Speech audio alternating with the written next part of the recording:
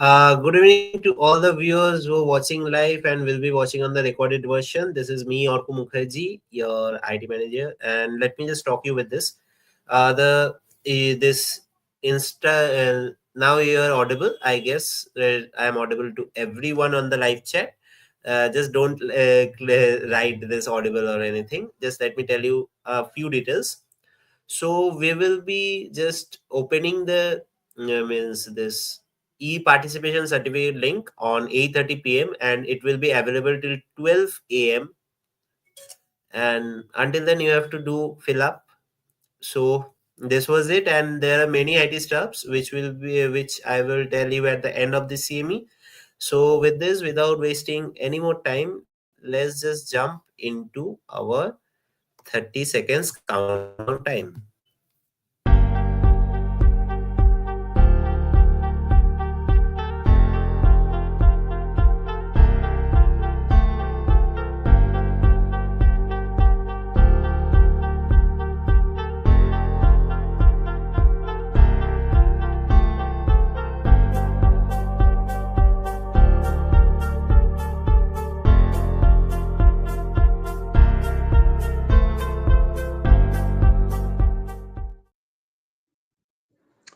Good evening, everybody. Namaskar, pranam, and we like to wish all the viewers advance Merry Christmas. And starting from day one, we are now on the 107th CME program organized by National Institute of Homeopathy Alumni Association. We are extremely sorry for not being able to go live on Instagram tonight due to certain technical issues and also because of certain changes in the program of StreamYard and dual connectivity. Our president, beloved president, Dr. Narayan Kalyani sir, is not been able to join till now. He will be joining very shortly. Now, tonight, we from National Institute of Homeopathy Alumni Association are very proud to have two stalwarts to address, one as a content creator or the speaker, the other as a moderator, and the inaugurator tonight is the second generation homeopath, our beloved Dr. Vyshek K. His father, Dr. P. Vishnu, is also from National Institute of Homeopathy, and Dr. Vyshek is 27th batch UG, BHMS from National Institute of Homeopathy. And I'll request our beloved uh, backstage editor, Dr. Orko Mukherjee, to bring our inaugurator on screen. Over to you, Dr. Okay, Vyshek Vishnu. so very good evening to everyone present for today's session. So as Sir has already introduced me, I'm Dr. Vyshek V, rather a third generation homeopath, not just the second generation. I will go on to introduce Dr. C.J. Varghese. I hope Dr. Devnaran Kalyani is also here. If not, it's okay. We will proceed with the introduction of Dr. C.J. Varghese. And the moderator also is an eminent homeopath. As far as I have seen the achievements of both these, like it will take 1 hour to explain all the achievements they have to tabulate. So we won't be going over through all of that. I will be briefly introducing Dr. C.J. Varghese. So he's done Dip.NIH or Diploma in Homeopathic Medicine and Surgery from Kottayam in 1974, and he was of state first rank. Okay, and he did his Dip.NIH Diploma of National Institute of Homeopathy. Okay, in 1980, and he was the national first and second rank. He achieved the national first and second rank. So he's such a stalwart at a young age itself. He got all these achievements, and he got MD with first rank, and he was also a gold medalist from Vinayaka Mission Homeopathic Medical College in 2007, and he did his special course in predictive homeopathy in 2017, and further he did that specialty course in predictive homeopathy plus in 2018 and 19. Okay, and in 2013 he started doing this, what we call this Germanic Heilkunde or Germanic Healing Knowledge or German New Medicine or GNM. That's the full form as far as I know. I had a brief conversation with Sir CJ Varghese, Dr. CJ Varghese sir, regarding this because it was also a new concept for me because I was not that much aware of this. And but I had heard about this, but I didn't have didn't grasp the concept of this. So as far as the conversation went, I became very much interested in this. Like we all already know, a lot of diseases are caused by the stress in our modern life. Okay, so he explained to me briefly how the stress patterns develop some diseases, how specific stress, specific cause, and all these things can cause specific manifestations. So it was a relatively new concept for me. And it integrated with aligned with our homeopathic principles. So that I think it is a very beneficial. It is going to be a very beneficial session for all of the viewers, and it is very important. I think, according to the conversation with him, I think it's going to be a breakthrough, the next breakthrough in our healthcare system, and it could topple the existing norms for treatment. So, and I'm going to introduce our moderator for the day, Dr. Anup Sharma, sir. Okay. He is also very eminent homeopath. Both of these people are very eminent homeopaths, and I feel blessed to be inaugurating a session by such eminent homeopaths of our times. So, Dr. Anup Sharma, sir, has done a lot of researches. A lot of researchers has been in panels, CCRH panels, or he has done work with CCRH, IIT. So that's a very he has a very person with a great caliber, and his paper has been also selected as a best researcher award. His paper alerts and displays of pulse oximeter observed during first wave of COVID-19 pandemic in India. So this article was selected for best researcher award in January 2023. So sir has done MD homeopathy, Dip.NIH, BMCP, and he has done Ph.D. from IIT. So So, as far as the achievements of both these people go, there is no limit to it. Okay, it seems like it's endless. The achievements are endless. So, I would ask our doctor or speaker for the day, Dr. CJ Varghese, to introduce the concept of this Germanic Heilkunde or German New Medicine to all the viewers and explain the story like he explained to me in a very interesting way. I think it would be better if Sir said that story like he said to me in our brief conversation. I think he is the best person qualified for that. So, Dr. Orko, can you hand over the session to Dr. Anup Sharma, sir?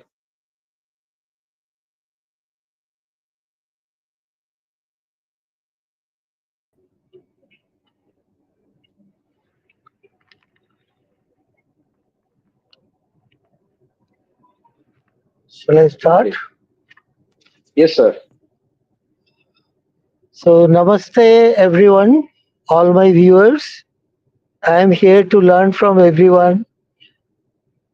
What I saw, that was bit that has raised my antennas. Seeing the title of the this particular talk. First is revolutionizing homeopathy, and another one is diversing the that medicine, particular system of medicine. Now, after seeing this, or before I talk about it, let me apologize to the audience for few reasons. One, that is my accent. Maybe it's little bit of Bengali and Hindi and a mixture of Indian uh, accent in the English. That's one part. Second part is I will be representing or I will be asking Dr. Varghese to speak on things that came to my mind, which I think everybody must have thought about, or they were their questions also. And before that, I will just give a caution that look before you leap. When you are revolutionizing thing, then that means you are promising many things which we could not foresee, and it's a very good attempt on the part of Dr. Varghese to have bring any such concept before this august audience. That's one part. At the same time, another word of little bit of caution. That is, I remember a story that a lady in a very winter season where it was rather -5 degree or so was begging in front of a house, and the lady is shivering in cold. So he promised her that okay, I'll get you a blanket, and he went in where many people were waiting for him, and in the process he got engaged with all those who were inside the home, and he forgot about the ladies, and naturally he forgot about giving her the blanket. So in the morning, where when he went back and saw that lady is dead, have it been that she was not promised, she would have taken some shelter or should have tried something to save herself. But this expectation that somebody is going to come and take her away, that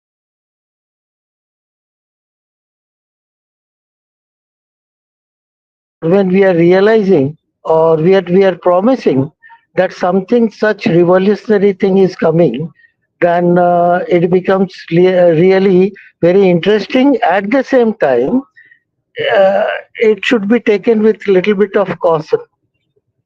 So that is the second part. Third part is, after talking to Dr. Varghese, he said that he will be introducing about this system of GNM or GHK ex tempo, and he will make it very clear to the audience. So I hope that he will take enough care, keeping in mind the two things that I said, that look before you leap, and the story of the lady who died because of this expectation and which is not fulfilled. And then third part is coming to this topic is divorcing. Now, divorcing means many things. I do not know really when did we marry, or when and why we are taking this divorce. Whatever it is, it may be a partial separation, because finally we take best of all the medical systems and try to help our patient the way it suits them most.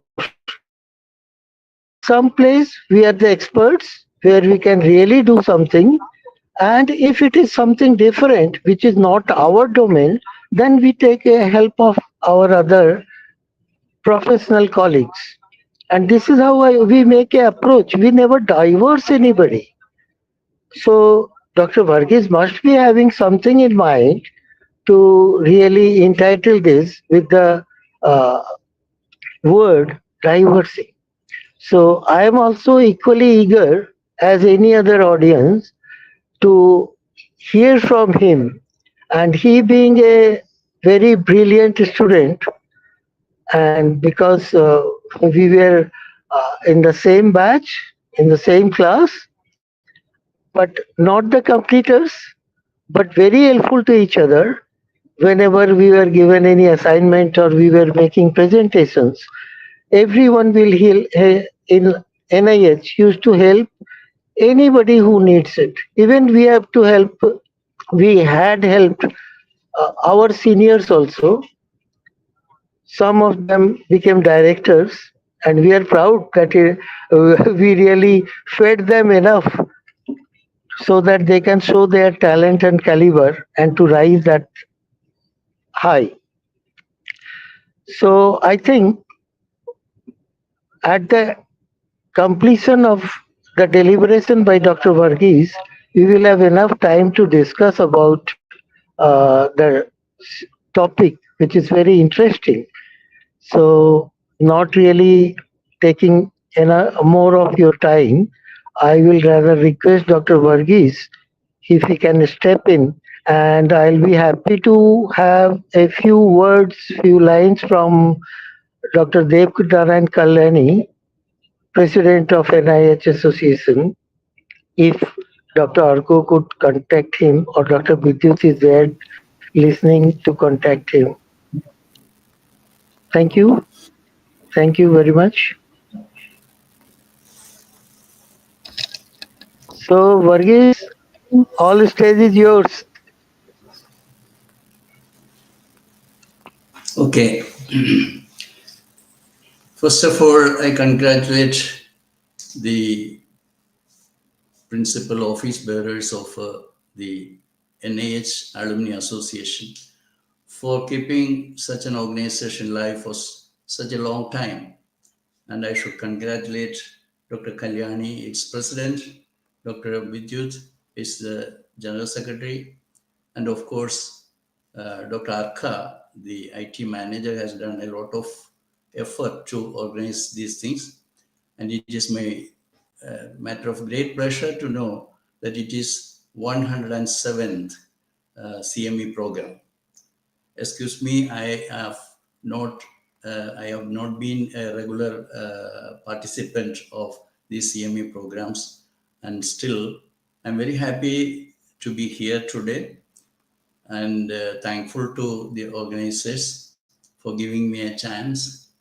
And most importantly, I had the initial contacts and discussions with Dr. Bidyut, and thereafter he introduced his son to me, and saying that he is the person who is managing all these things. Thereafter, we had communication with Dr. Arka, and it was such a pleasurable experience with him. He taught me how to go online or streaming through YouTube, etc. So another thing that is a matter of great pleasure for me is that we are celebrating the 50th year of National Institute of Homeopathy. And myself, Dr. Anup, and 14 more others were in the second batch. At that time, 16 doctors from all over the country were selected, and I was one among the second batch. So a lot of experiences, a lot of memories are there regarding the good old building we were accommodated at Amar Street, Kolkata. That was in 78 to 79, 79 to 80, those 2 years. So another thing is I am supposed to mention here is that I am also 50 years in homeopathy, this great divine science of homeopathy. I am blessed to be a part, and I've been learning this for the last 50 years. And I'm thanking God for giving this opportunity to learn this great divine science of homeopathy. And it was a blessing for me to be one among those selected 16 people from across the country. And we were blessed with the guidance and experiences and learning of great stalwarts in homeopathy like Dr. S.K. Dubey, Dr. S.P. Mahendra Singh, so many, all of them are there in my memory. I'm not going to speak about them. And another point is that Dr. Anup Sharma accidentally is there to moderate this session. And we were very close, and we tried to keep that closeness even after our academic training in NIH. We were having opportunities then and there to have communications each other. And lastly, Dr. Vyshek, when his name was introduced to me, I was thinking he's a stranger for me, but now I understood that he is the son of a close friend of mine, Dr. P. Vishnu, who was also a alumnus of NIH. Coming slowly to the topic, with all your anxieties and apprehensions, I am here to clarify all your doubts, and I hope I'll be able to do that. I know for certain majority of the viewers who listens to me are not aware of this new science, even though it is there in this world for about half a century. Or to be accurate, it was in 1978 when I came out of my graduation or a graduate course from Kottayam that Dr. Hammer, a German doctor, his full name is Dr. I.K. Gerd Hammer, he lost his son, 19-year-old son, when he was just out for a picnic.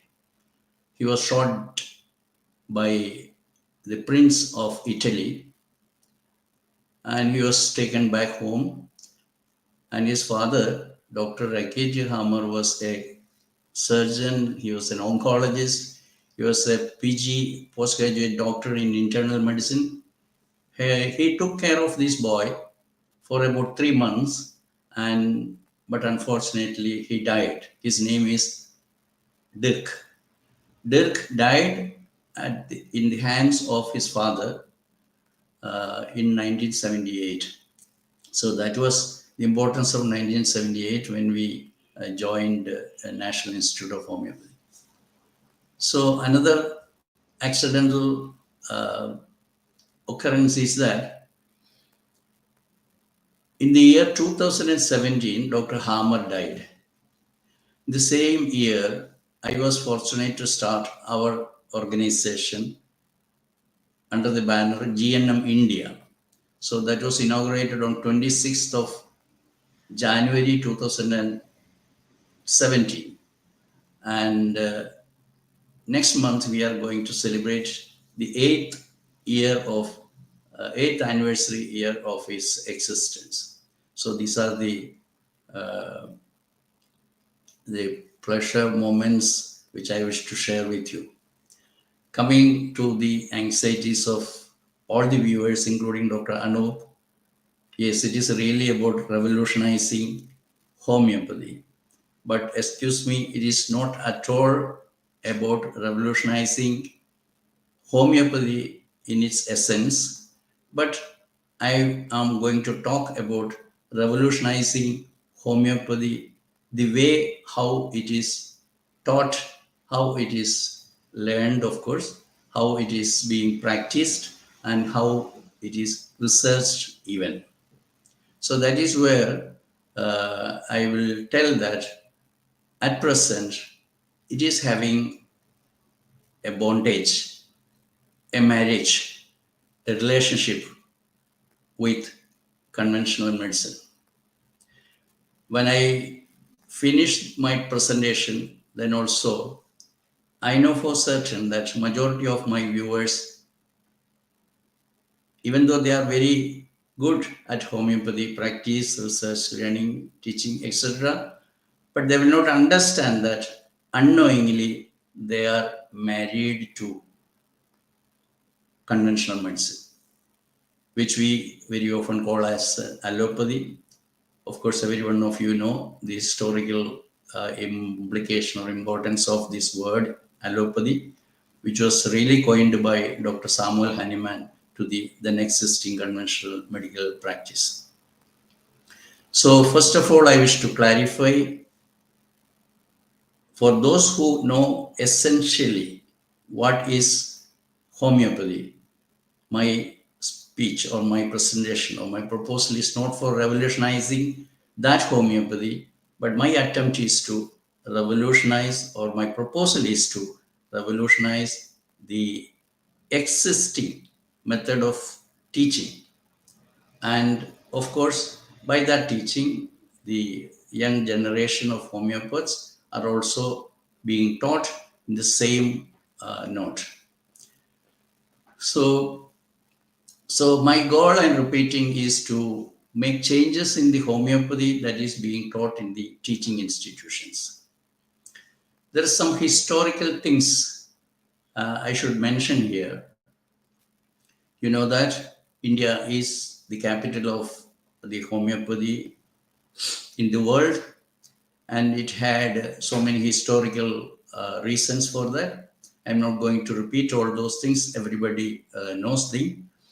And what I mean is that there were a number of believers or number of people who contributed to the beginning of homeopathy in India, and majority of them were not homeopaths, because at that time there were no established or authentic way of teaching this science.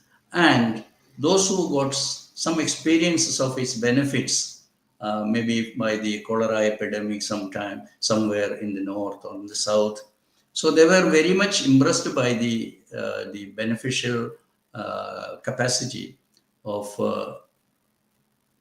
addressing the health care issues of the people.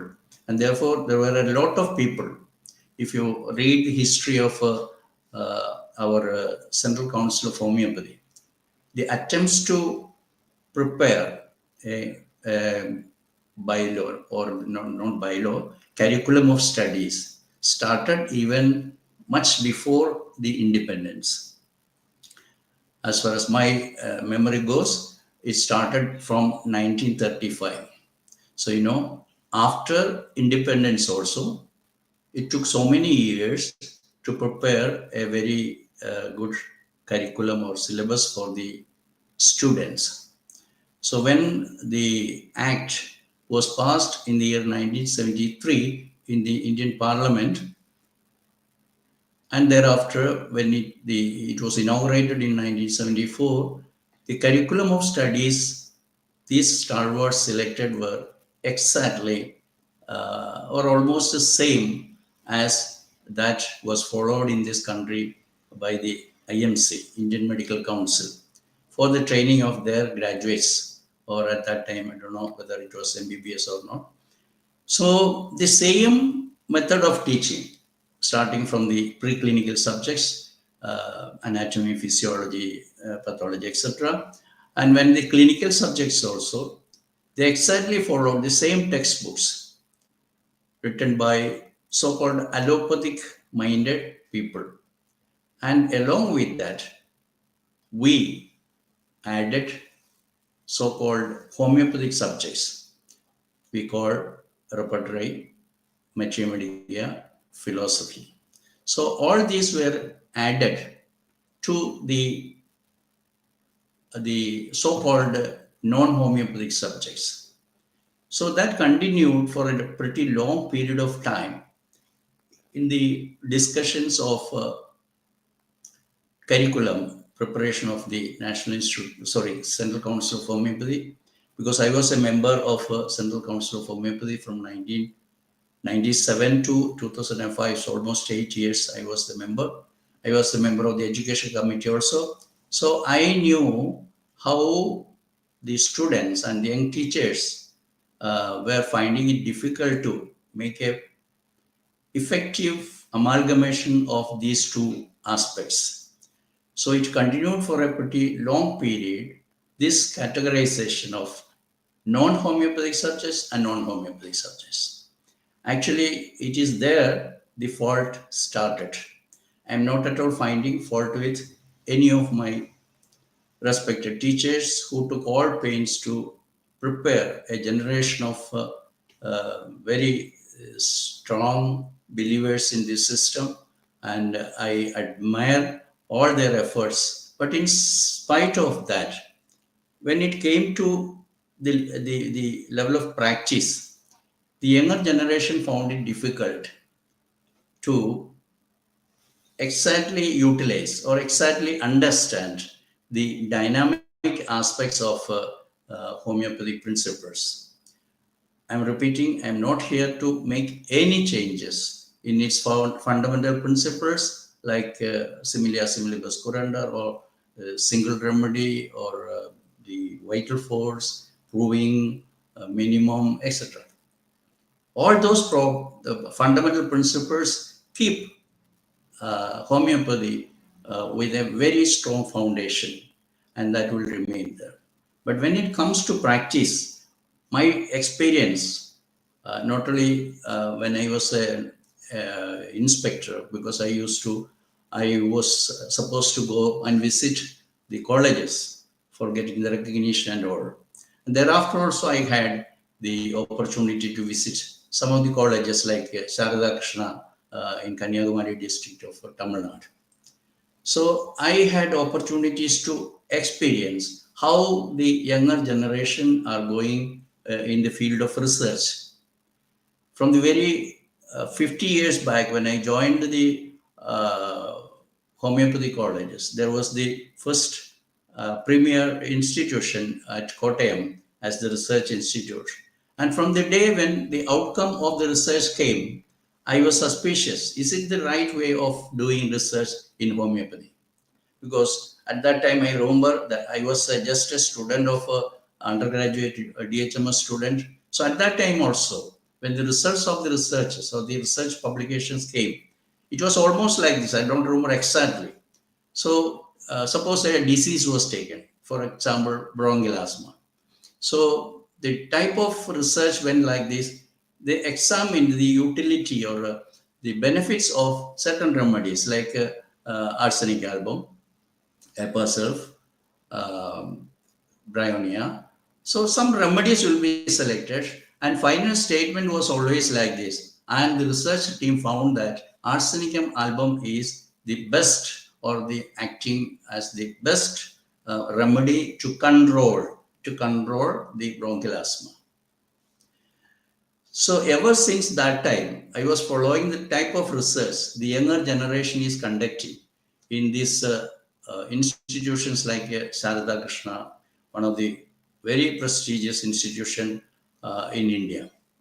So I had exchange of ideas whether is it the right way of conducting researches. I understood that the type of teaching that goes on has not changed much, and that is the reason why students are following the same routine method of research.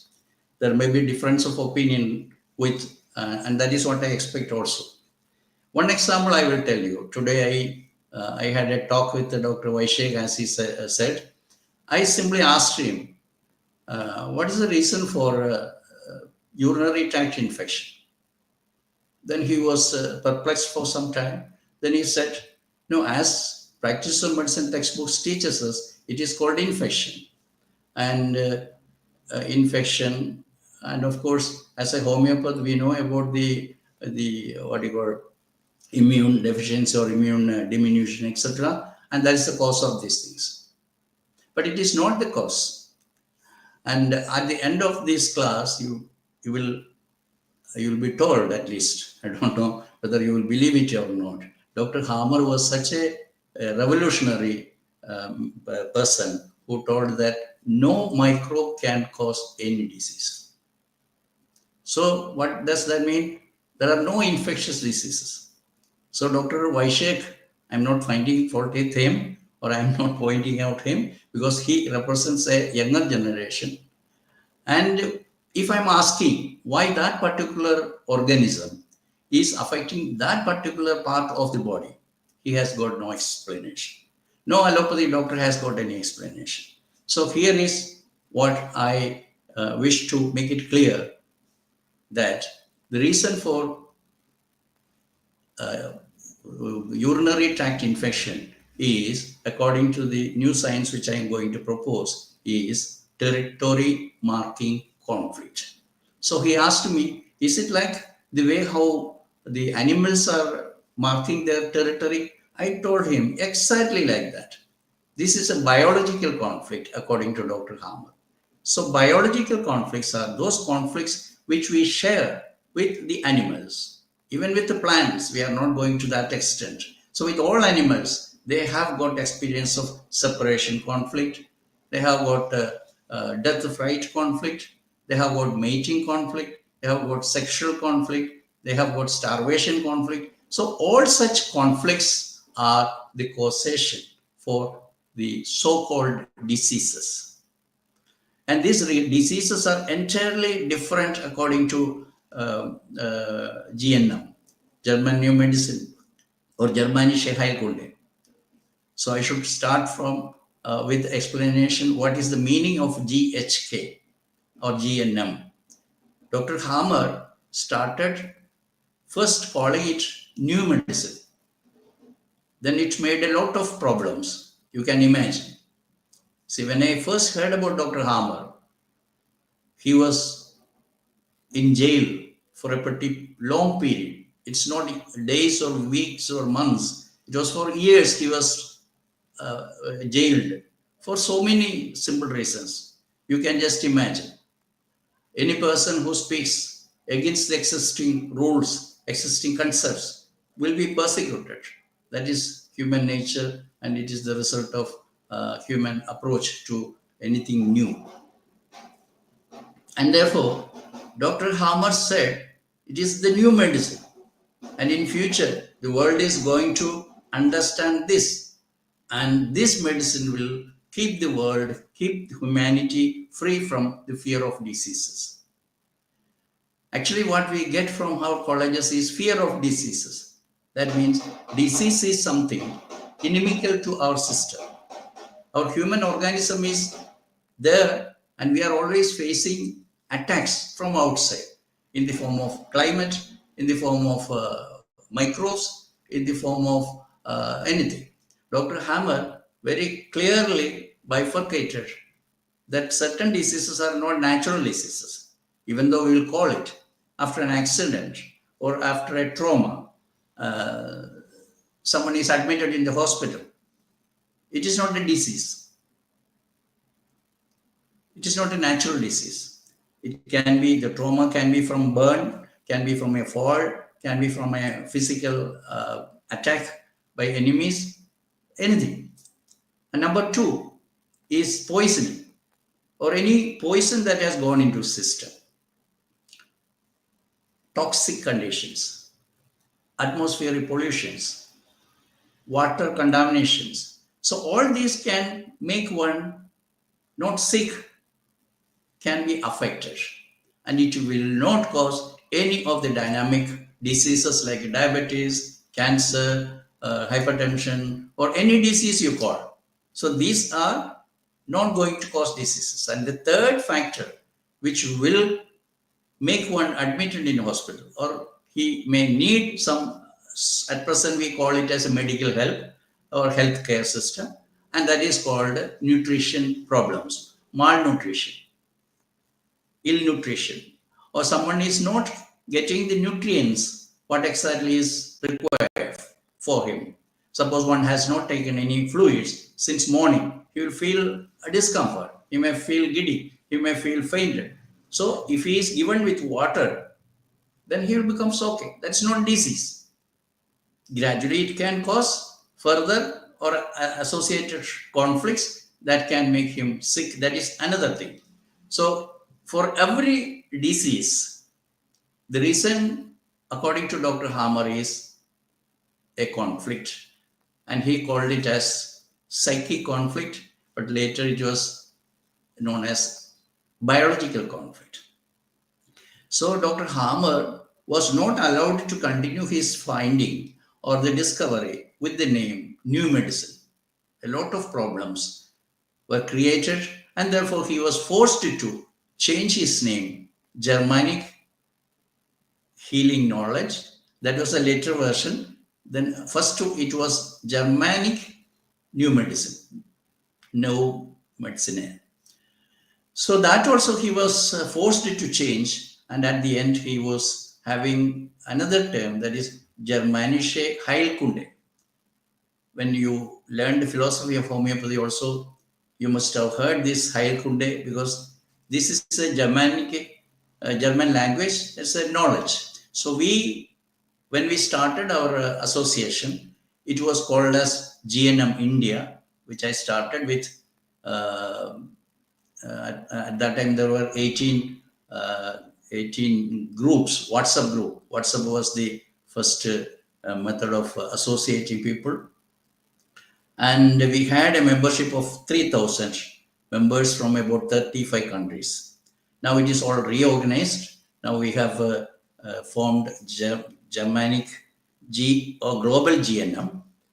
No, sorry, Global GHK. We registered it as Global GHK Foundation. And now we are learning it in the maximum best possible manner, and we are trying to teach it.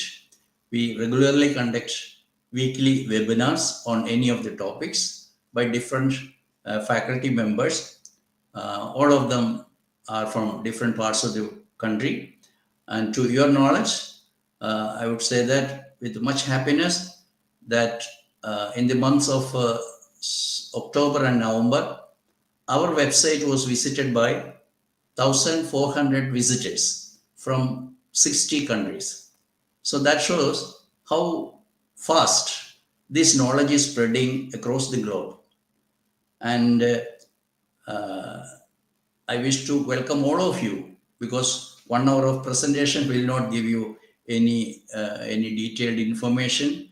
I will be able to share the website's address of my website.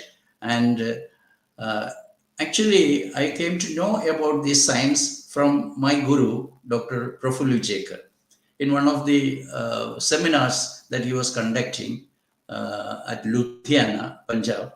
That was in the year 2008. So after 5 years only, I took special interest in what he said. At that time, what he said was that suppose a complaint of a woman is on her right breast, it is somewhere or somehow related to her partner. So partner is her father to start with until she gets married, and thereafter her partner is her husband. If the complaint affection is on the left side, it is due to her mother, some conflicts in relation to her mother when she is not married. Once she is married and got children, then left side represents her children. So there are certain tissues only that gives this side affinity we call in GNM. So this way, he gave such a shocking information. He also said on that day, I remember, it was in October, month of October, and that was a seminar conducted by Dr. Mavi and his team at Ludhiana. And what he said, another thing is that there exists no virus that will cause disease. That means what? No virus can attack you, no virus can kill you. Of course, there are microbes, there are, of course, mycobacteria are there, fungi are there, ordinary bacteria are there, viruses are there. All of them have got different, we call threshold. We cannot find mycobacteria in all the tissues. We cannot find virus in all tissues. So nature has allotted as threshold certain tissues for their work. What are the work of microbes? They either destroy a tumor or bring about the breakdown, or they make constructions. Wherever a tissue is damaged, microbes come for constructing or repairing. So therefore, majority of the microbes are active during the healing stage. When I say healing stage and conflict active phase, I know that those who have not heard about these things will find it difficult to understand. That's all about the 5 biological laws, just like our 7 principles, cardinal principles of homeopathy. German new medicine is having 5 biological laws as its foundations. So I cannot make use of this 1 hour for explaining all these things, but I will try to make you understand, make you simply wonderstruck regarding the new invention or new discovery, medical discoveries of Dr. Reich Hammer. So I always say thanks to God for giving these 2 legends into my life. One, of course, is my Dr. Hahnemann, who is the father of homeopathy. And the second person in my life is Dr. Reich Hammer. I consider both of them as prophets, because prophets are persons who give to the humanity knowledge regarding things that are beyond our approachable limits. That means we have, as humans, have got a limit to know, but these are persons who have got intuitive power to go beyond the normal or ordinary way of thinking, way of viewing things. So they are the persons who gave us these wonderful sciences. I don't need to talk about homeopathy. Everyone is there. A lot of books are there. A large number of teachers are there. And the educational material in homeopathy is such a gigantic form. Huge volumes of books are there. And everybody is turning to homeopathy to learn it because it has secured its position as the second largest system of treatment in the world.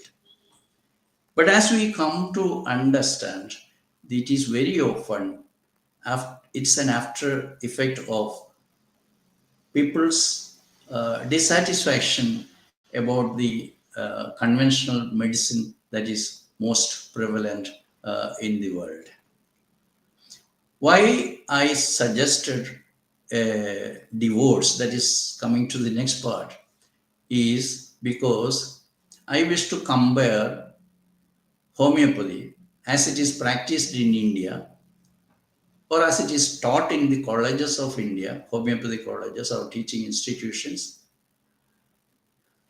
That homeopathy is, I'm comparing it to what you call a childish, babyish girl who had been forced to marry a man whom she knew nothing about. This man is such a person who had or who has no principles in life. When I also started, just like you, I'm calling the younger generation of homeopaths, we used to classify the benefits of homeopathy in contrast with the defects of allopathy, or what are the differences between these 2 sciences, like that.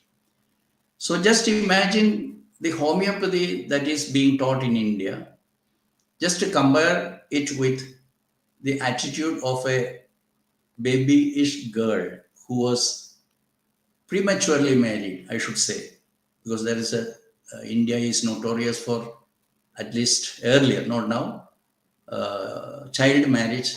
So very often when they were menstruate or they became adults, they were given in marriage to someone who is very influential in different ways, maybe financially, maybe influential, maybe. So in that way, the poor parents will marry this girl to a person who comes and asks for this girl. So such marriages were very common in not only in India, many parts of the world it exists. So why it happened? Because at that time, I'm repeating, I'm not finding fault with any of the policy makers, the decision makers, the high up individuals who took decisions regarding the formation of the Central Council of Homeopathy, formation of its regulations, people who worked for its amendment of the regulations, this bylaw, sorry, again, its curriculum, syllabus, etc. There were always discussions, but I was also part and parcel of these discussions when I was a member of the Central Council of Homeopathy. And thereafter, I came to know that the young generation really finds fault with how to apply the homeopathy that they learned in their practice. That is where I bring again to your attention the comment that Dr. Vyshek told to us. It is because of the poor immunity, but nobody teaches you why she is attacked in that particular urethral portion, or in the ureters, or until the pelvic, the renal pelvis, because we are not given that training, which is very fundamental in GHK or GNM. That is, these germinal layers that we study in embryology are very important, which are not given proper importance in our curriculum. Therefore, the part of the urethra and the ureters and up until the pelvis of the kidney, they are originated from the ectodermal tissue. And therefore, they are having a control system in the brain from the cerebral outer side, outer cortex. It's not the inner. It is the cerebral cortex is controlling. And therefore, there are certain organisms given their what you call threshold. And that particular area will be having conflicts that are territorial in nature. So it is called a territorial marking conflict. So the reason for the so-called what do you call it, lower urethral, or the infection in the urinary tract, is because of healing of a conflict that is happening in the psyche or the mind. Psyche is the term that Dr. Hammer used for this subconscious mind. So that is where this conflict happens, and as a result, it will be working on this brain, and that will be controlling that particular part. Therefore, the psyche, brain, and body relation is very much fundamental to the teachings of GNM or GHK. So, just like our fundamental principles, GHK is based on 5 biological laws, and we call it as nature's law, just like we learned the nature's law of cure, similia similibus currenda. So much important are the 5 biological laws. The number 1 law is that every disease will be so-called disease. We don't call the name disease in GNM or GHK, because disease, the name, the terminology disease gives us a very bad or very negative implication. In reality, there are no such inimical conditions. Even bacteria or even virus, they are all our friends. Of course, that is a concept that Dr. Kent and other stalwarts of homeopathy have given us. But it has not properly or sufficiently come to our practice, because very often we start thinking about infections, and there is no infection as it is taught by the pathology that we studied. Actually, microbes are there, and they are having either functions of building new tissue or taking away unwanted tissues from the body. So that is the first biological law. We call it biological law. It is like this: every disease is happening because of some biological conflict. Why we call biological conflict is it is very much in association with its life evolution. And this evolutionary knowledge is very much fundamental to the knowledge of GNM or GHK. And the second biological law states that actually we cannot say that it's an infection, because the existence of these microbes are explained as if they are taking away the products of the we call inflammation. So 5 biological laws are there, and these 5 biological laws are the fundamental principles we call of GNM or GHK. And there is no disease as such. They are all for the improvement or for the elimination of the conflicts or the reactions to the conflicts. That's the beauty of it. And of course, there is presence of bacteria or microbes, and they are having biological importance in that. And of course, there are conflict active phase and conflict healing. I'm not going into details of these fundamental principles of GSK because that may not be very much understood by all. You are all invited to learn it from the websites are all available. We are having our own website. You can learn from that. We are having regularly monthly classes, weekly classes on this topic. And now next month, we are going to celebrate the 8th anniversary of our organization, that is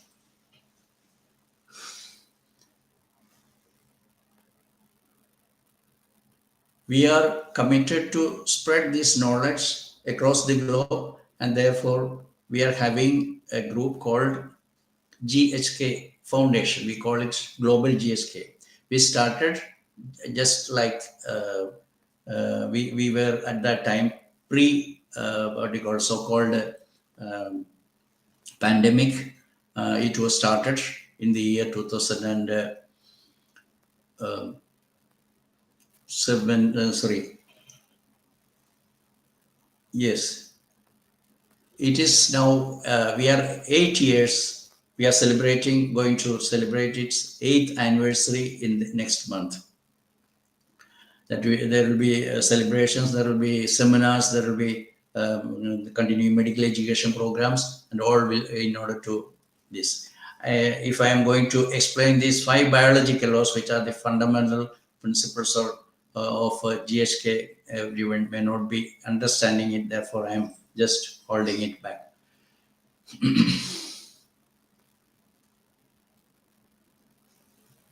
So when I proposed or when I said about the relationship with the conventional medicine, what I said is that there is an illicit or unpleasant relationship with the homeopathy of today, with the so-called, it is called modern medicine, but it is very often allopathy it is called.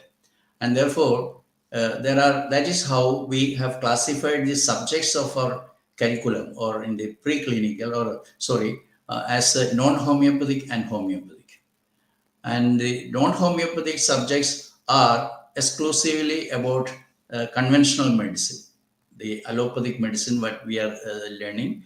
And younger generation is finding it very difficult to amalgamate both these as if they are separate entities. We are not given to understand the preclinical subjects in the framework of the new medicine. That is called a new medicine or German new medicine or Germanische Heilkunde, it is called. So why I compared it with the relationship that I'm not saying premature or anything like that. A young girl was married to a man. Just imagine that situation. Our homeopathy had a partnership with conventional medicine unknowingly, and it is ruling the show. And as a result, the original principles of homeopathy is very often diluted by the younger generation who are not properly trained. I would say, if they are properly trained in the essential aspects of homeopathy, they will not be finding any difficulty to understand it. So regarding the disease understanding or understanding of the disease, we have to replace this conventional medicine knowledge which every college is imparting with the German new medicine. That is my proposal, which I am trying for that, because a lot of misunderstanding is there.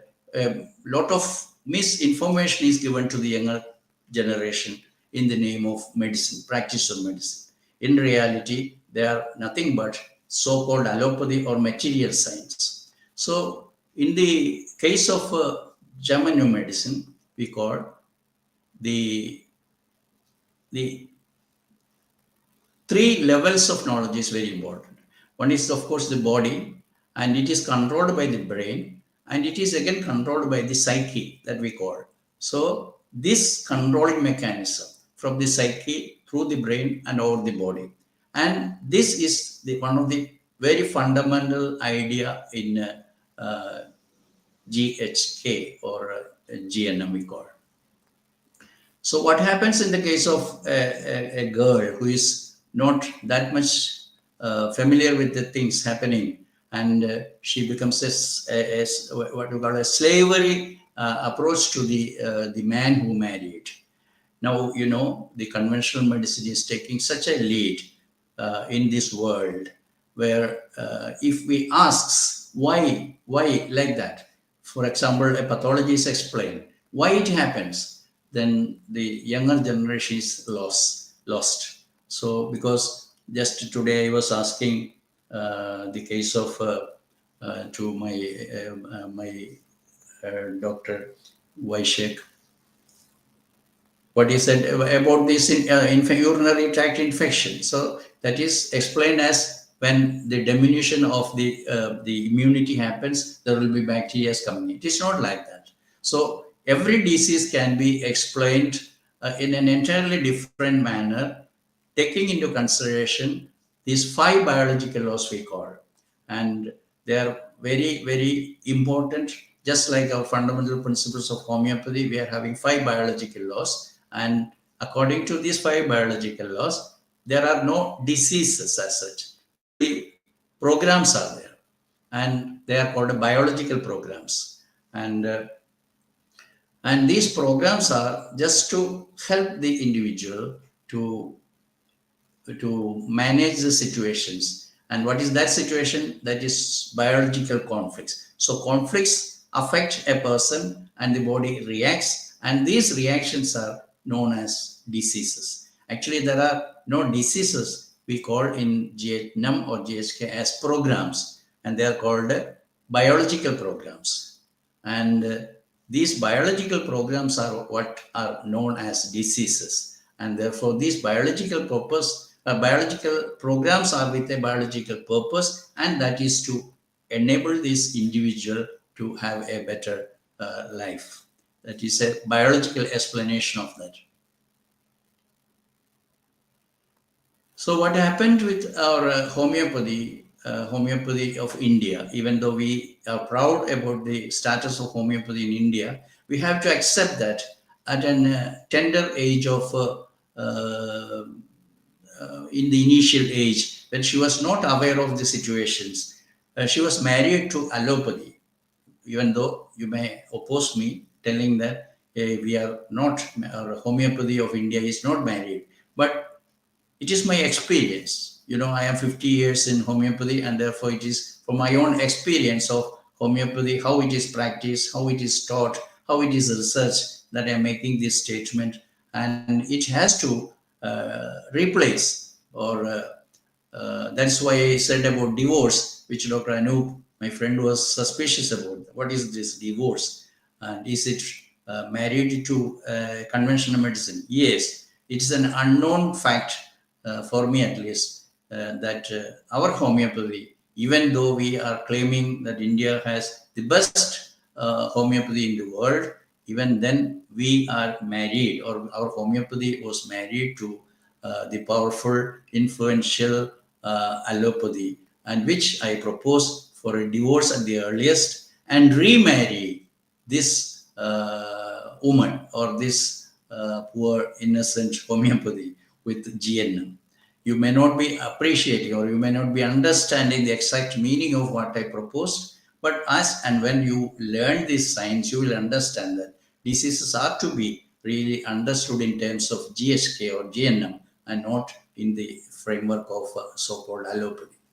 What we do in our practice is that we explain disease in terms of allopathy, and in Malayalam there is a saying, puttinu pira. That means put is a rice cake, and above which some crumbs of coconuts will be added for taste. Like that, we are all practicing. What is a lumbago?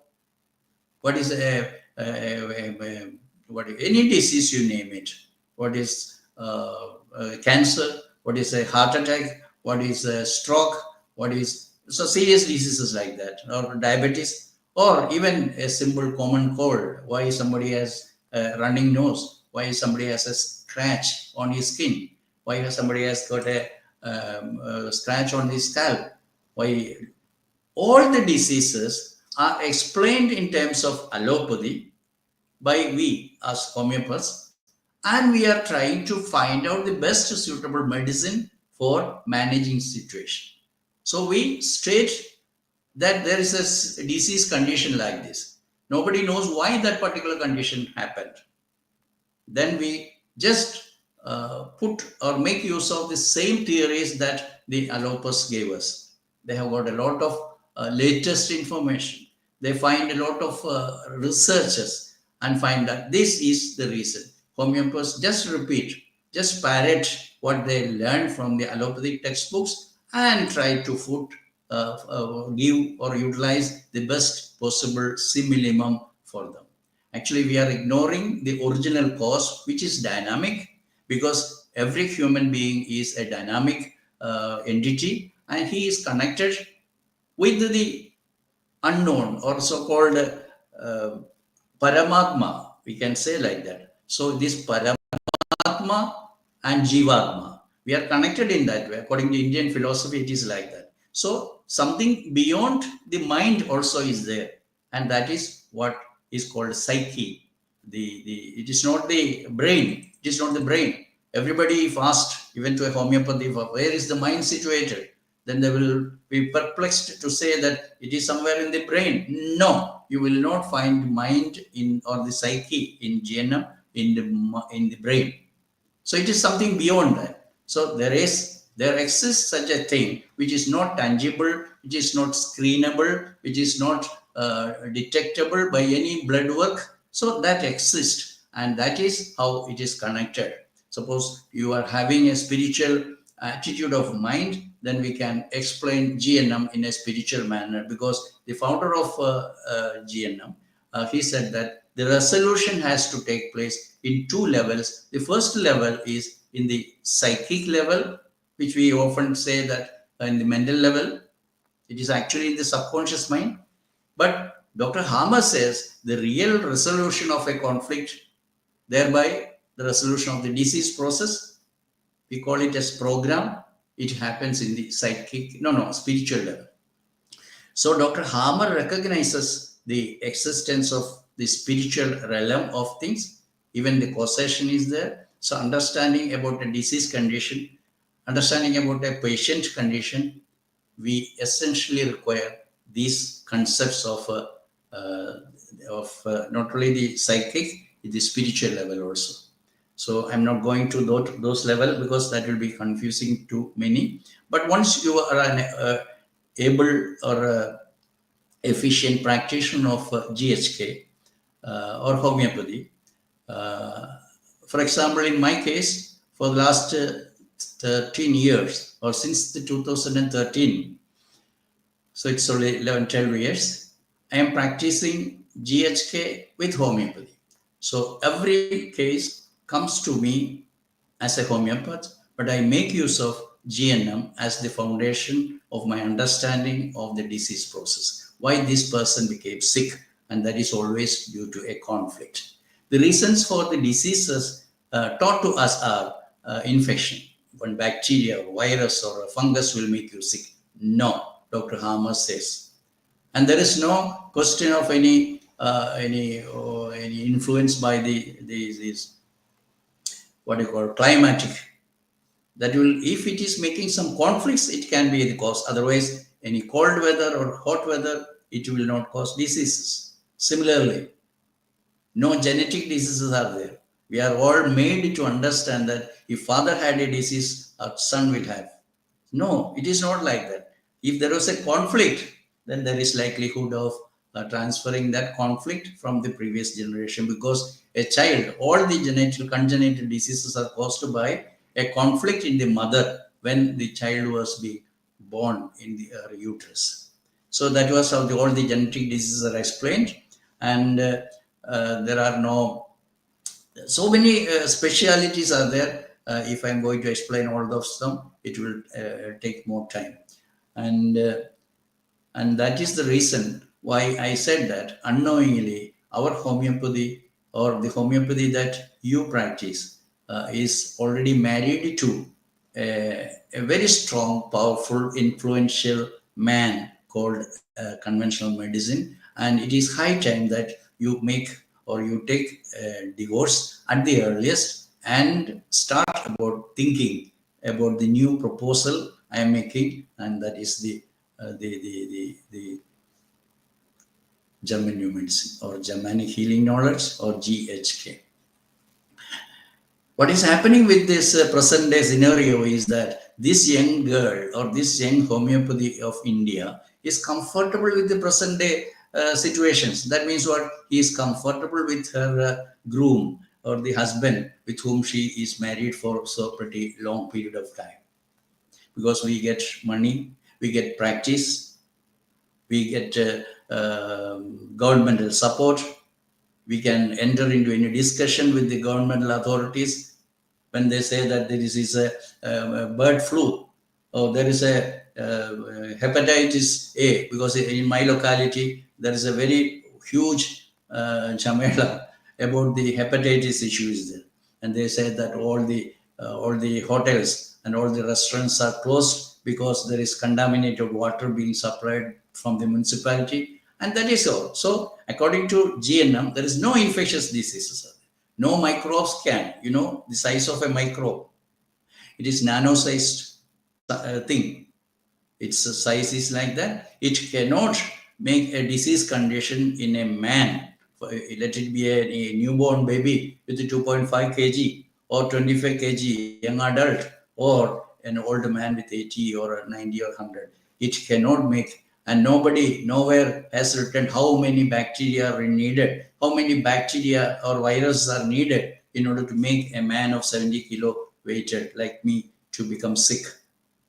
So you may be surprised if I am making an announcement or a statement that all the chamela we had, all the big things happened around our COVID-19 epidemic was not existing. That is according to the GNM. You may take it as a challenge, but it was the real thing happened, and nobody died of COVID-19 virus. Everybody died because of the fear of COVID, or fear of disease, fear of isolation, fear of lockdowns, fear of their starvations, and everything like that. These are all the real conflicts that happened. So there are so many differences there regarding cancer. And cancer, you see, for the last 50 years, since the time I joined my homeopathy medical college, I started hearing somewhere in America, or somewhere in overseas country, they invented a management protocol for cancer. Today also in this, today's newspaper also has got the news in Russia under the leadership of Putin, and they found a medicine or a vaccine for cancer. This has been there. I was hearing it for the last one. So Dr. Hammer, an allopathic doctor, told very openly with his rational justifications and all that there are no cancers as it is taught, as it is learned. Nobody dies of cancer. There are no carcinogens. There is no metastasis. Everybody can die of fear of cancer. So what is being, I'm taking cancer as an example. There are so many subjects for such discussions. Prostate is there, thyroid is there, tonsils are there, uterus is there, fibroid is there, so ovarian cysts are there. So many specialities are there in order to make revenue for the conventional medicine, which the poor innocent people are unknowingly following their teachings and their system of managing these health issues. So I can go on talking. I don't know when I should stop. I think it is more than 60 minutes I have been talking, and it is, let me see whether I have got something more to tell.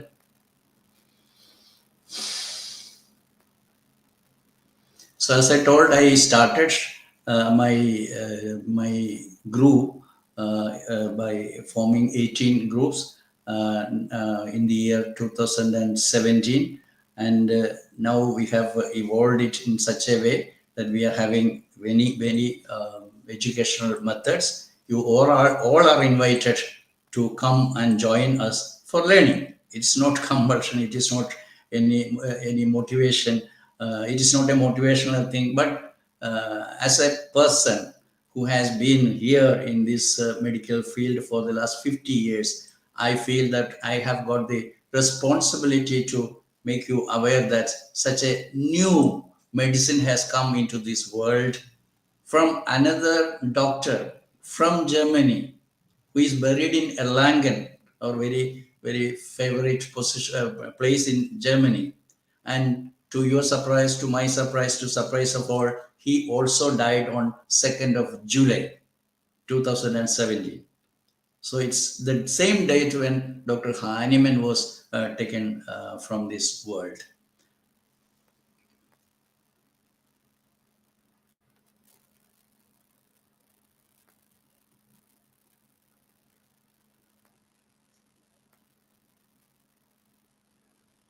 I think I have touched almost all the important topics. This interconnectedness of the body, mind, and spirit is the core of GHK, which we cannot neglect because we are all Indians. We cannot blindly follow what the conventional medicine teaches us. And we all blindly follow them because for them, the body is the only entity. Homeopaths are better. We know about the mind. We know how to pick up the mental symptoms, and we make use of those mental symptoms to apply it in a patient to find out the simillimum. That is okay, but that is not the end of it. There are definite things happening in the case of a specific disease, and that is what is called in the brain the mediator between the psyche, which Hammer says the mind, subconscious mind, and the physical body, and these two are interconnected with the medium of brain. So brain is a connective, the medium between the psyche and the body, and therefore this understanding is a very fundamental with GSK, and I am inviting all of you to learn, those who are listening to me for the first time or first time hearing, because when my program was announced in the group NIH Alumni Association, and there were doubts, what is this GHK, what is this GNM? So I understand, I don't have any doubt. Many of the some 3 lakhs doctors are there, homeopaths doctors are there in India, and majority of the people are not aware of it because Dr. Praful Vijayakar, he introduced this knowledge in India. I was fortunate to be a follower of him.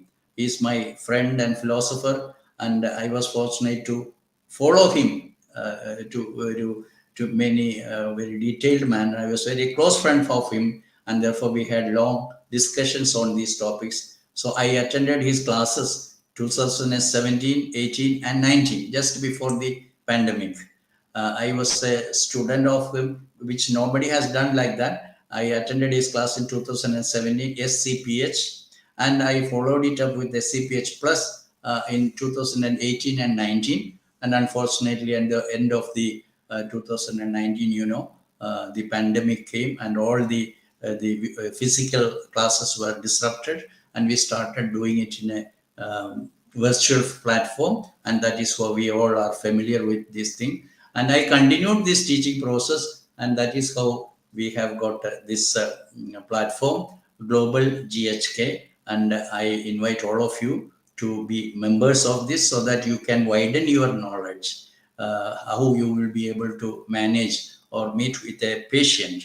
The patient is having all these different levels of faculties, not only the body.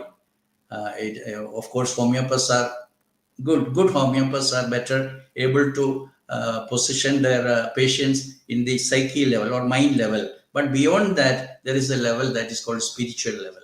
And that also is very important. And the embryological knowledge is very important. And the evolution is very important in this. And there is no actually there's no as we know about these conventional medicine, what they speak about, it is the latest invention, latest discovery. That is how the new knowledge is coming to our platform. So they are basing their knowledge or the research only on the physical level, whereas we humans are not physical entities. That is to be understood. We are living in this body. That is Hindu philosophy, that is Indian philosophy, and we are living in this body. We, what is that? So when we speak about mind, we can very well say it is my mind. That means what? I am still above my mind. So there, every homeopath loses, and therefore we have got, of course, Dr. Praful Vijayakar taught me better homeopathy, and that is why I was attracted to him, and that was how I was also blessed to learn from him the primary concepts about Germanische Heilkunde. But unfortunately, sadly, to remember that he was also taken away from us in this COVID, so-called COVID period. So I will conclude. So my proposal, Dr. Anup, and all my learned listeners, is to make a divorce at the earliest with the conventional medicine with whom our homeopathy is married. I agree that most of my listeners or viewers are not aware of the condition in which they are. They are really married to allopathy for the understanding of the medicine, because we studied the practice of medicine from the textbook of whatever Price, textbook of Davidson. All these textbooks are written by allopathic minded, and we learn the same topics there, and we try to apply our homeopathy into it. So, Dr. Arka, you can stop me when you feel that it is time, or moderator, Dr. Anup, you can intervene and you can stop me from continuing. Otherwise, I will continue the whole night without understanding that you are traveling by train and all the people are fed up. I don't know. I'm inviting all of you to be the members of my group, and I am inviting all of you to learn, not for my sake, not for your sake, but for the sake of the suffering humanity to whom we are supposed to help by our medical knowledge. Thank you all for your patient listening. Thank you.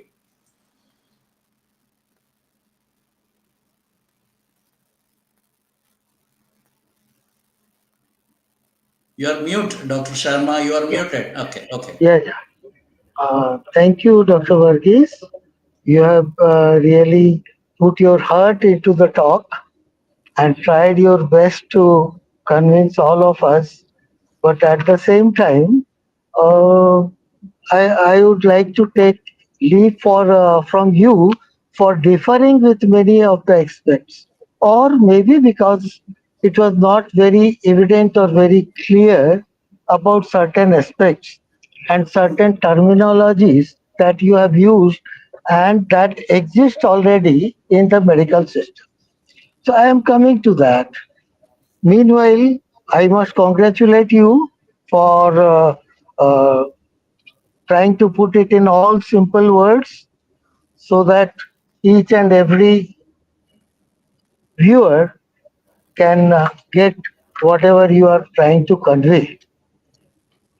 Uh, Starting from little bit of odd positions like homeopathic versus non-homeopathic subject. this terminology has put everything really very unpleasantly in our system. Why? Because everyone learns about physiology, anatomy, biochemistry, and everything.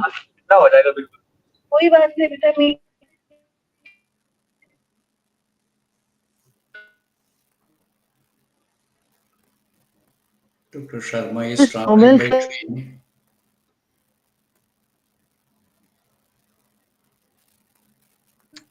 As I understood, he is traveling from Ahmedabad to Delhi, and there will be Dr. Sharma is traveling by hindrances. train.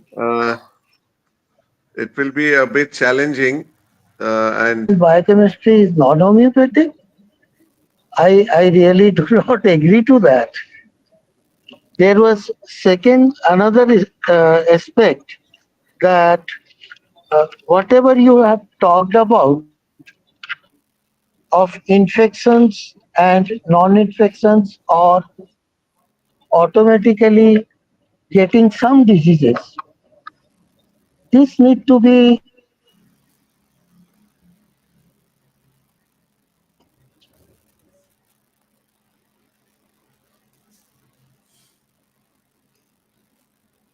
Your voice is breaking, Dr. Anup.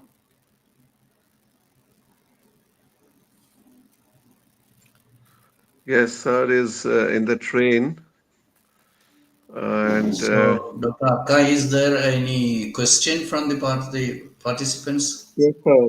The question is there from Dr. Nirmal Kumar Maiti. It's on the screen now. So, status of GNM treatment before World Health Organization, you mean?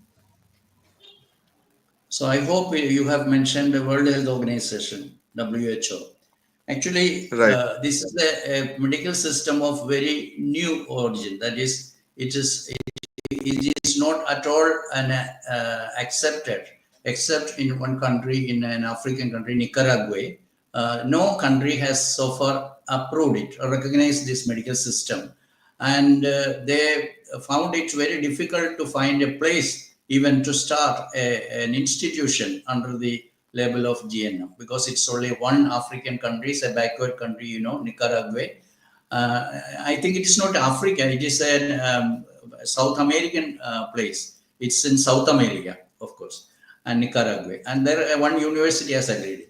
And therefore, don't expect that because Dr. Nirmal Kumar Maiti is speaking in the background of homeopathy that is existing in this world for more than two centuries or.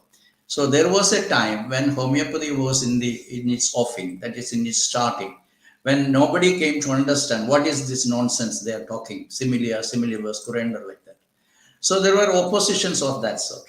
And therefore, suppose if the World Health Organization or if World Health Organization is not a governmental or uh, yeah, I'm back. an I'm organization back. approved by all over the country, but we uh, are a part of it.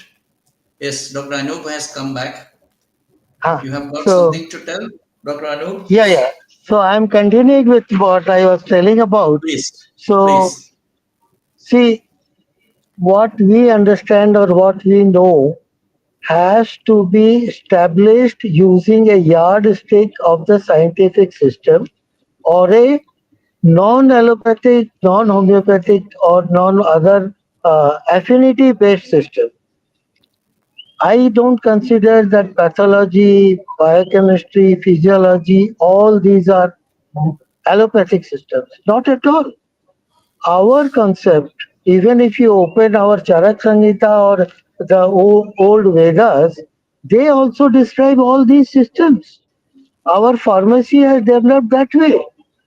So, what I consider that we must come up with an evidence base where we were lacking in homeopathic system, and here also in GHK, I don't find that still there is a substantial support from enough of research work or evidence-based research work.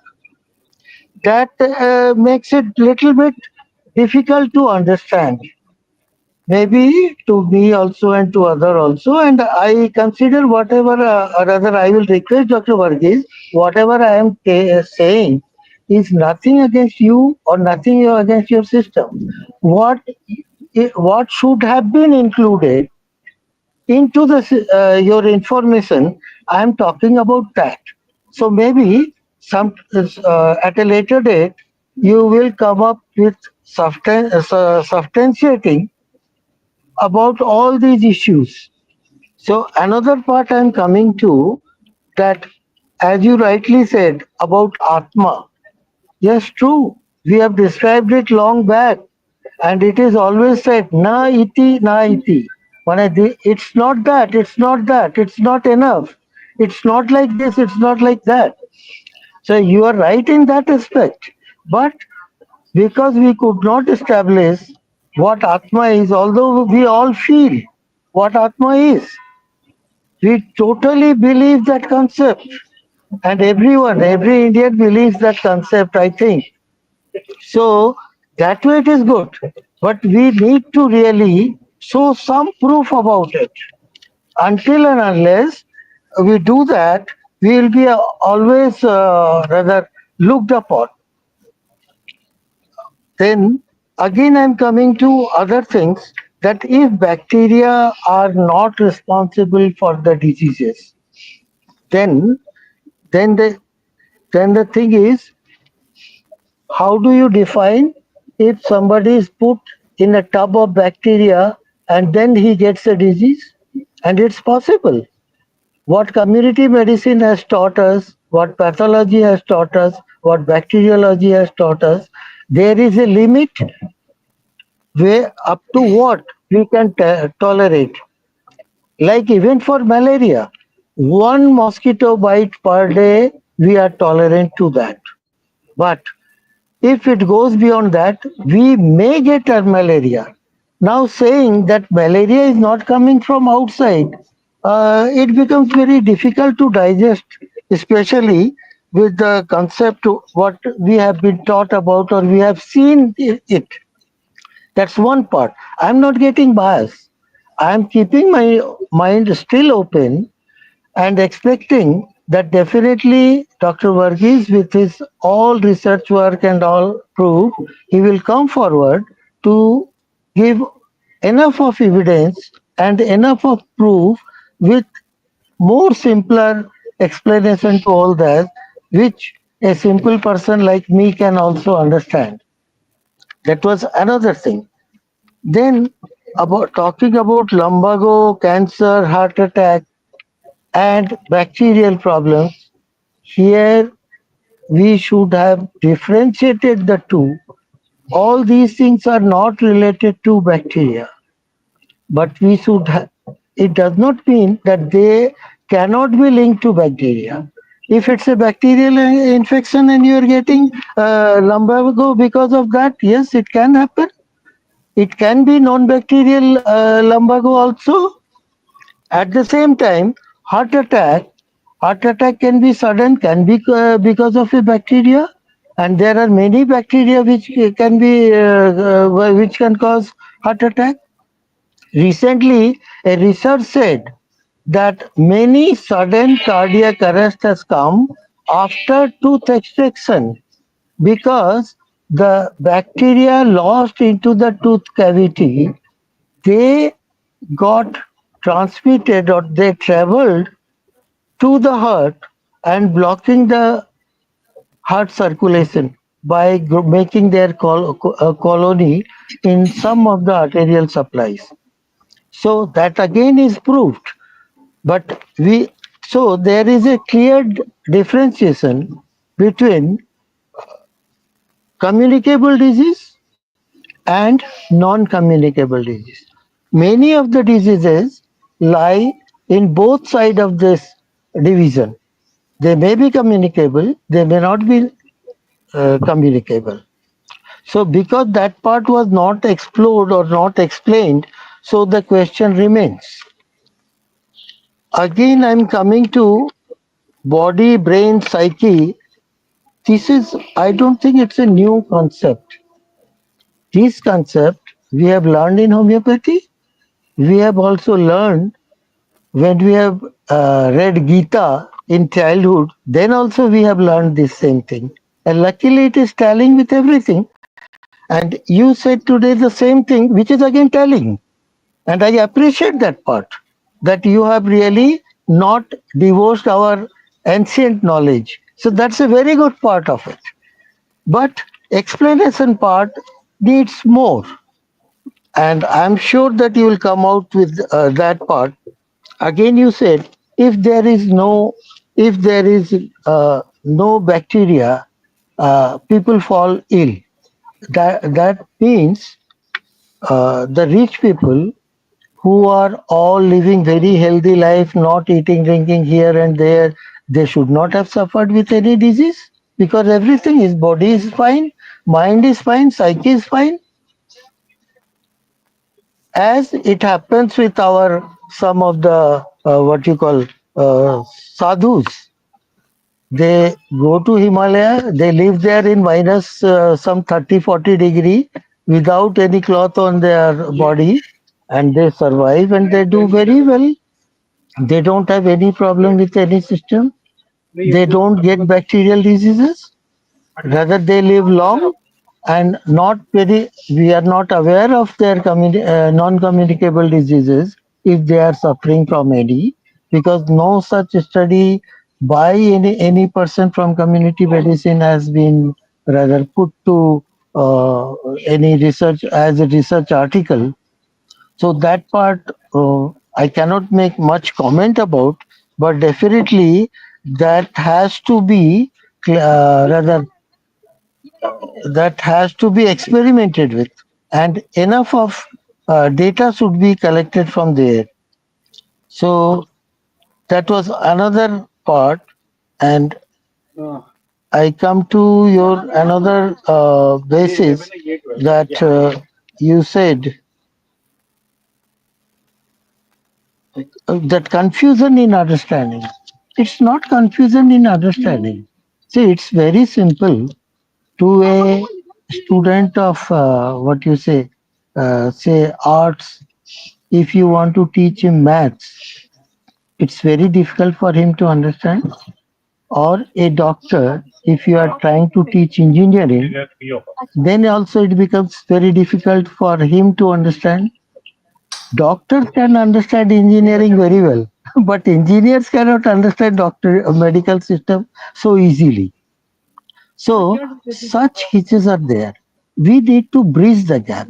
If you have to establish a system or if you are advocating for something, then it should be simplified in such a way that the people who are judging us, they use their yardstick and then declare that yes, we are 24 carat pure.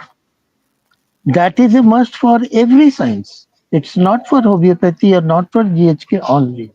So, so there are many more things, but that we can also discuss later. Meanwhile, I would like to know if there are any questions from the audience.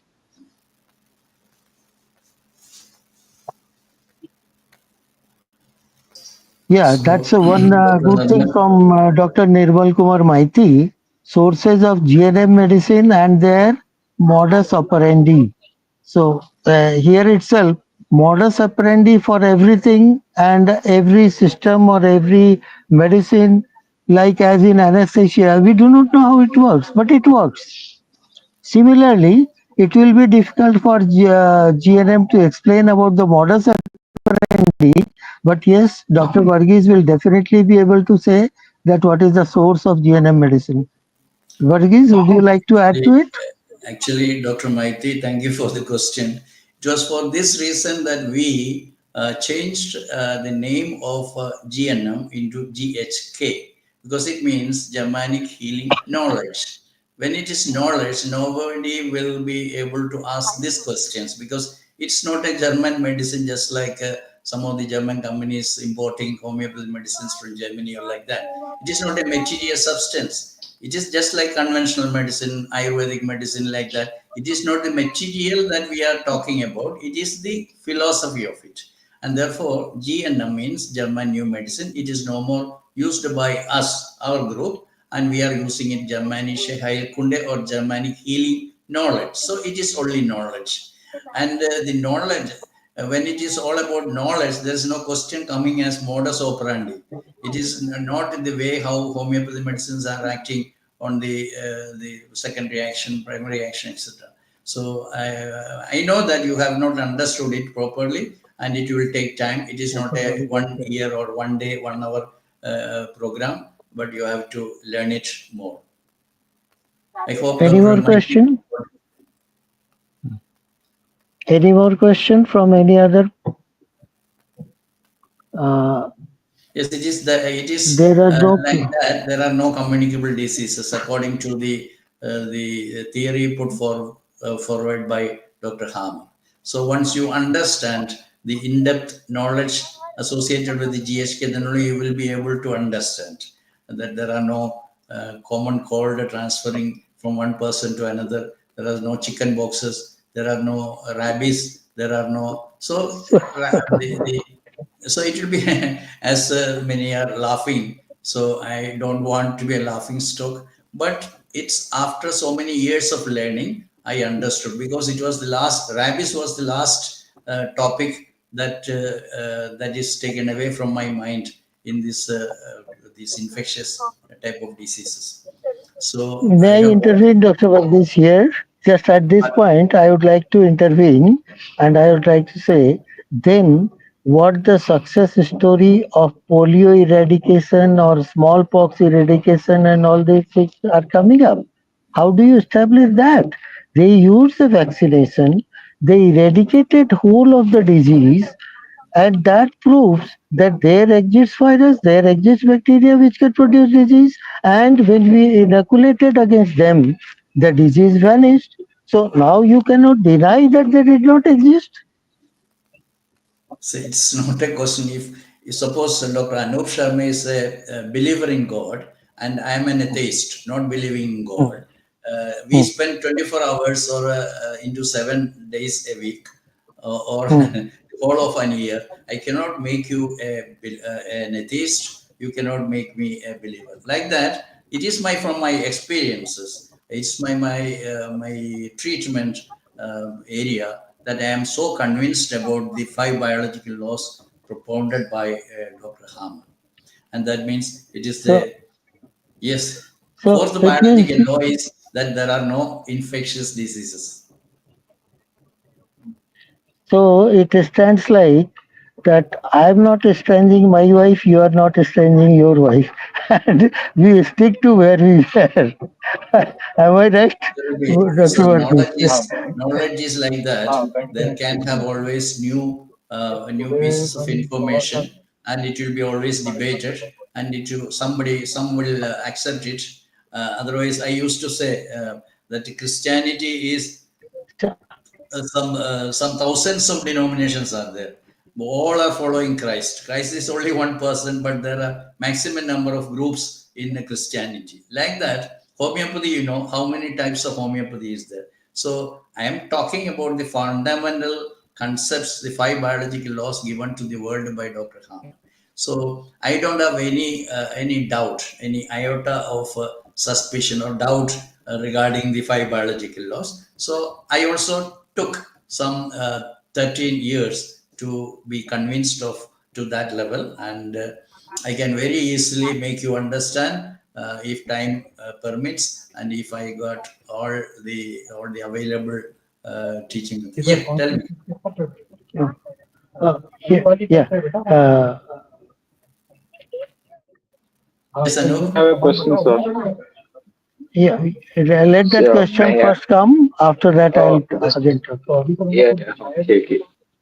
Just out of curiosity, have you seen any significant improvement in your clinical results No, I didn't get you. Have you seen? after any significant change in your clinical results after learning this concept or applying this concept to your clinical practice? Definitely. I am having some patients from some 20, 25 countries. I am getting patients from all over the states of India. And my standard of practice has improved like anything. and I have more confidence in the homeopathy practice because I make use of the GHK in my practice 100%. I'm Yes. intervening, Dr. Varghese here. I am intervening here. We really have a very unique system in India. We even believe in transmission of medicine through hairs too, and we have allowed that to be practiced. So, whatever system, whatever belief you can infuse in people, people are ready to accept. Even if you come out with a very good study, I will be the first person to stand by you. So we are such open-minded community here. But still, there is a gap which need to be bridged between the scientific knowledge available as of now. So, and this is your yardstick. This is homeopathy's yardstick too. And we have to really fulfill all those requirements. So here, what just the previous question Dr. Mack has put, he wanted to know that being a successful practitioner is a different thing, and really being a scientist is a different thing.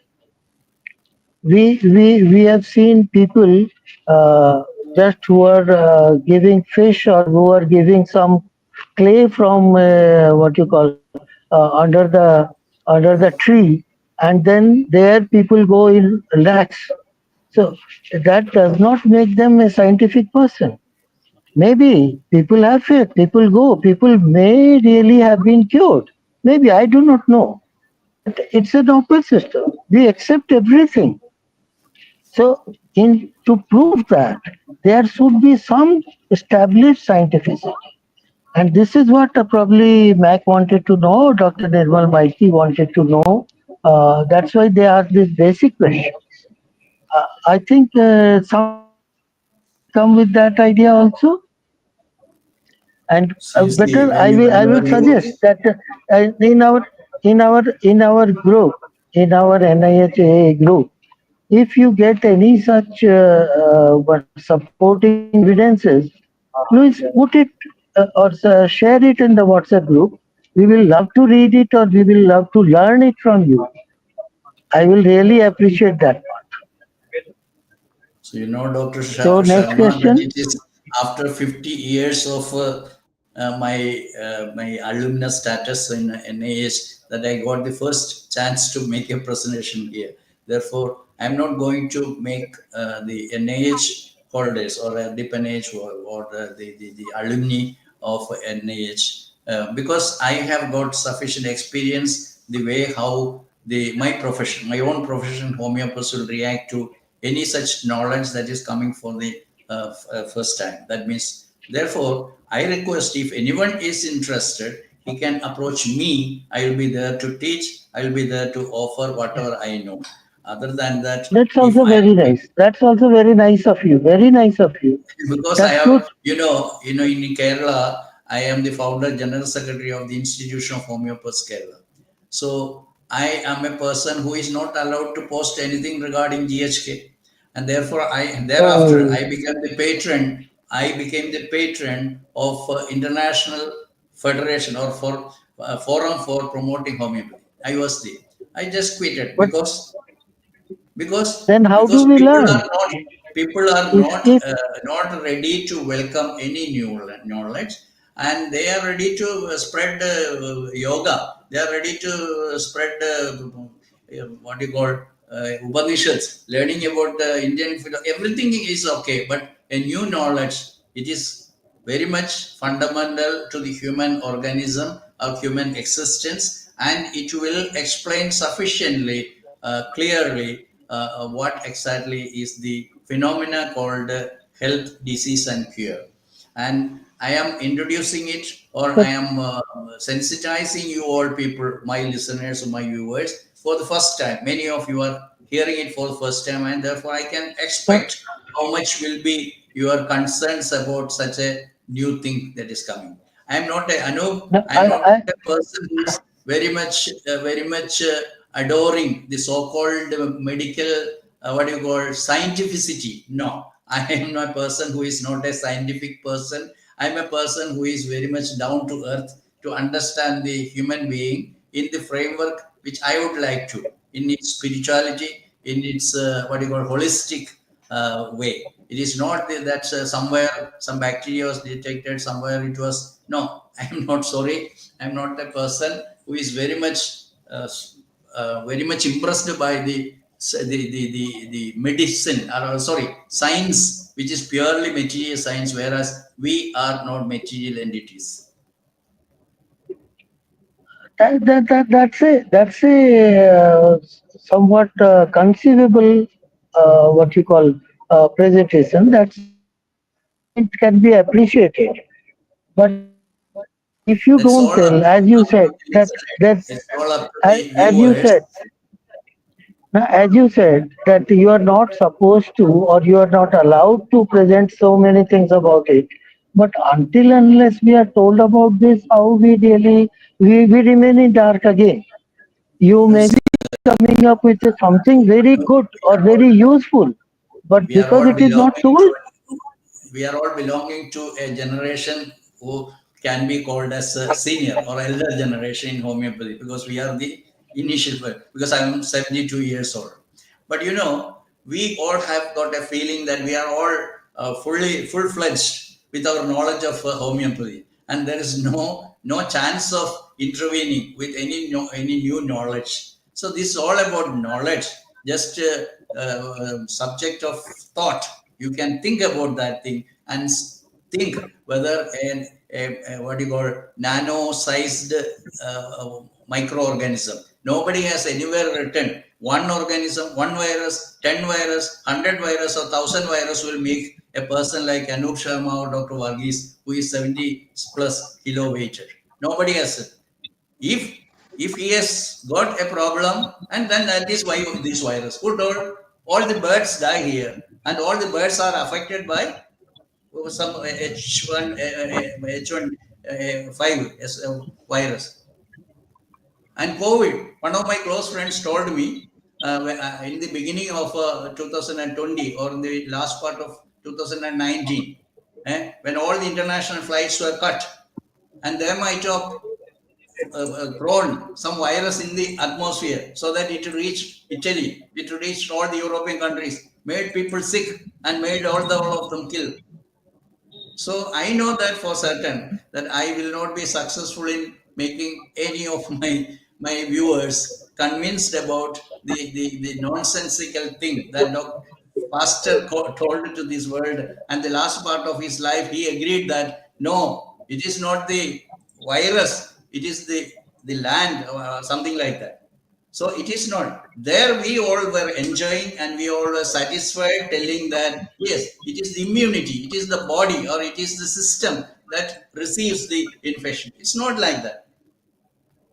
Viruses are there, bacteria are there, mycobacteria are there, fungus are there. They are all designed by nature to support our existence. And they are not our enemies. They are all our friends. That is not said by Dr. Hammer. It was said by Dr. Kent, you know. So it was told by Dr. Kent. I can, you give me some, you see, I was the person who never used this mask when it was there. And as a result, I was an accused person in a criminal case because I protested against COVID protocol. So today I feel that I can speak like this, but I don't know to what extent, because we are living in a world where so many influential persons are there to control our tongue, and therefore we are not living in a free world where we can speak anything. So this much only for time being. Anup will be in touch again. Yes, Bidyut. Thank you so much, both of you, sirs. We had already spent 1 hour 54 minutes, and it had been a very enriching discussion. But unfortunately, we missed the wits and inputs of Dr. Debnaran Kalyani, sir. He had been a very good person to input on all the to put a lot of inputs in all the discussions. I pay my respect to our senior, our moderator tonight, Dr. Anup Kumar Sharma and Dr. Anup Sharma sir and Dr. Varghese sir for your presence. And we are enriched with a lot of new thoughts and knowledge. And moreover, at this age, at this I should not say it's a senior age, but it's a renewed youth. At the age of 70 plus, both the seniors, one Dr. Anup Sharma has doing a commendable job traveling by train and attending the CME and doing the moderation. It shows how all these seniors, the stalwarts who are committed to the science and who are committed for propagation of homeopathy, and our juniors, we as juniors, and also Dr. Vishnu Junior, all of them, we are really proud to have to see your commitment on the subject, and we are eager to learn. Dr. Varghese sir, please uh, be on this chat line because it will be there after the CMU is over. Please pay a visit every week if there are any further questions so that the answers can be done over there and the links can be shared for your GNM presentations. This chat box will be going live, not this live chat, but once the CME ends, in the YouTube chat box, it will be open. It's not hidden. The people can ask questions and they can share their thoughts. And we had requested our speaker tonight to be there whenever he gets time to answer your questions. Also, I'll request Dr. Anup Sharma to share your views, and would like to see Dr. Anup Sharma as a speaker in the coming days CME to share his experiences in the homeopathic fraternity. And I myself am proud to share the stage with two senior stalwarts who had spent half a century with practicing of homeopathy. We are really proud to have you all in the National Institute of Homeopathy Alumni Association, sir. And with this, I'll request Dr. Orko Mukherjee, Dr. Vyshek, are you there? Do you want to say something? Yeah, yeah, just that it was very constructive criticism from coming from Dr. Anup Sharma sir. So it was a very interactive session and not one-sided session, so to say. That's what we all So should learn from our seniors. We being the junior, you being the third generation homeopath, my son, myself are doing homeopathy. Dr. Anup Sharma sir is there. What the stalwarts, what the seniors are showing their pathways. So we should learn from them. Thank you all. And Dr. Orko Mukherjee, I am returning uh, this stage to you for the CME later part. And I'm putting all of you on the backstage. Please be there on the backstage. Orko, Thank you all. Thanks for watching. I hope you have enjoyed today's CME. And if you have enjoyed, do make sure to give it a like and share this new concept, this new idea with your fellow homeopaths or your fellow friends if you are a medico. And also if you're a PGT, just share with your fellow friends which you have made from your colleges. And also do make sure to go and join our WhatsApp channel, because we over there we give updates for daily CMEs, and not daily but second and fourth Sunday CMEs every month. So make sure to join that channel. And one more thing, all the other links you can join over there. We have a Spotify podcast which will be resuming soon with the second season. We are trying to do that. We have initially stopped due to some technicalities and other things. So that is the main problem, but we will be resuming this Spotify podcast very soon.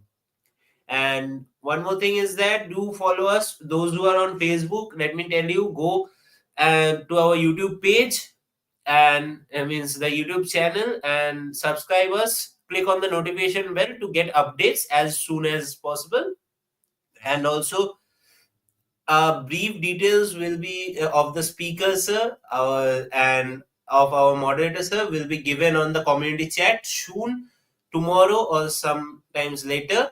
It will be given for you to just check all the academic success by them and also all the professional success by them. So with this, um, okay, sorry for this weird interruption. So with this, and also those who are on YouTube, go make sure to like our Facebook page. All the links are given in the description below. Just go there, click over there, and again, once and all, thanks a lot. Good night. See you in our next CME. Until then, it's me, Orko Mukherjee, leaving you all. And all the panel members, please stay for post CME